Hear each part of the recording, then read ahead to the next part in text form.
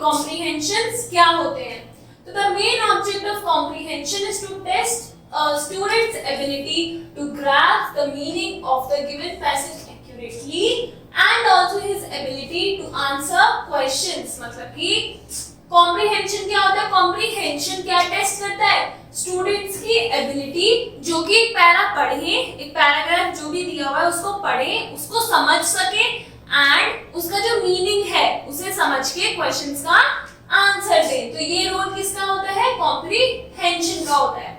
तो before attempting to answer the question set on the passage do the following. अब क्या होता है, क्वेश्चन आंसर्स करने से पहले हमें क्या करना चाहिए, first read the passage carefully and note down the main points. मतलब जो भी पैसेज है उसको अच्छे से पढ़ना और जो जो हमें लग रहा है कि मेन पॉइंट है उसे एक जगह नोट डाउन करना। Then read the questions and try to find out answers. Then हमारे गिवन क्वेश्चंस होते हैं उन्हें पढ़ना होता है एंड आंसर फाइंड आउट करना है। Then try to answer them in your own words, do not write what is not given in the passage. मतलब हमें आंसर देना होता है अपनी लैंग्वेज में, बट हम पैसेज से बाहर का नहीं लिखते। Then revise your answer and try to remove spelling और ग्रामेटिकल मिस्टेक्स इफ एनी। मतलब क्वेश्चंस के आंसर देने के बाद उन्हें एक बार हम चेक करेंगे कि उनमें कोई मिस्टेक तो नहीं है। Now let's study first example, that is solved example. Read the following passage carefully and answer the sets below. Once a famous painter was employed for decorating a palace. तो अब किसकी बात हो रही है, एक फेमस पेंटर की बात हो रही है जिसको पैलेस को डेकोरेट करने के लिए रखा गया। One day while he was painting a picture, he wished to see how his work looked from a distance. अब एक दिन वो क्या कर रहा था, पेंटिंग कर रहा था, तो उसको लगा कि एक बार मैं देखता हूँ कि मेरा जो वर्क है वो एक दूर डिस्टेंस से कैसा लगता है। He moved backward along the high platform until he reached the edge. और वो एक जगह से दूसरी जगह तक गया जब तक वो एक कोने पे नहीं पहुंच गया।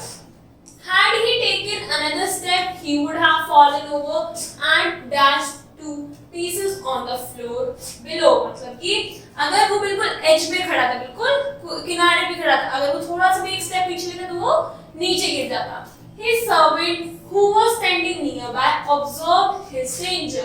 Without wasting even a moment, he threw a pot of paint at the picture. अब उसने क्या करा, एक जो पॉट पेंट था किसी पॉट में, उसको उसने पिक्चर पे फेंक दिया। The painter immediately rushed forward to punish the servant for spoiling the painting. अब जो पेंटर था वो जल्दी से भागा सर्वेंट के पास उसको पनिश करने के लिए कि तुमने मेरी पेंटिंग क्यों खराब करी। When the reason for his strange behavior was explained, the painter thanked the servant for saving his life. मतलब कि अब इसमें क्या पता चलता है, इसमें क्वेश्चन है कि क्या रीजन था। रीजन ये था कि जो पेंटर है वो गिर जाता, तो उसको बचाने के लिए सर्वेंट ने क्या करा, पेंटिंग पे पेंट फेंक दिया।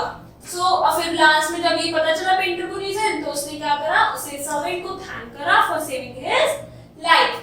Now first is what was the famous painter employed for. Painter किस चीज के लिए एम्प्लॉय करा, the famous painter was employed for decorating a palace.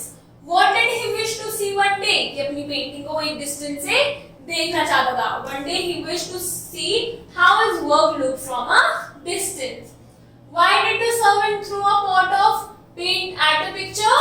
To किसको बचाने के लिए, किसे बचाने के लिए, अपने जो पेंटर था उसको बचाने के लिए। The servant did so to divert his master's attention from the picture. Then why did the painter thank his servant instead of scolding him? क्योंकि उसने उसकी जान बचाई थी। The painter realized that the servant had saved his life, and so instead of scolding, he thanked his servant. Now pick out the words from the passage which are opposite in meaning to. Notorious मतलब क्या होता है, जो किसी काम का नहीं होता और ऐसा नॉर्मल होता है। और फेमस का हो गया इसका अपोजिट, की जिस पर फेम होती है, जो फेमस होता है, अपनी स्किल में बहुत मास्टर होता है।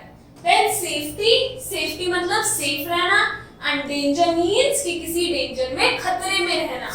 तो ये क्या था हमारे questions and then answers to the passage जो हमने पहले पढ़ा। Now you have to